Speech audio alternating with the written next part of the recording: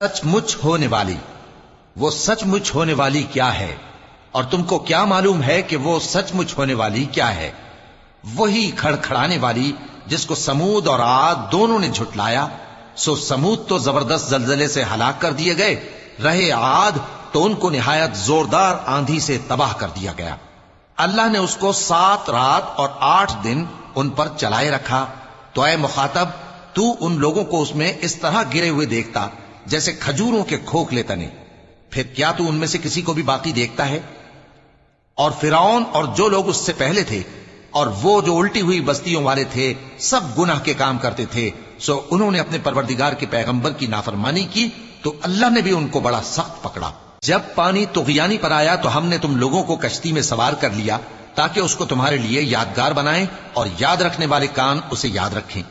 پھر جب سور میں ایک بار پھونک مار دی جائے گی اور زمین اور پہاڑ دونوں اٹھا لیے جائیں گے، پھر ایک بار ہی توڑ پھوڑ کر برابر کر دیے جائیں گے، تو اس روز ہو پڑنے والی یعنی قیامت ہو پڑے گی، اور آسمان پھٹ جائے گا تو وہ اس دن کمزور ہوگا، اور فرشتے اس کے کناروں پر ہوں گے، اور تمہارے پروردگار کے عرش کو اس روز 8 فرشتے اپنے اوپر اٹھائے ہوں گے۔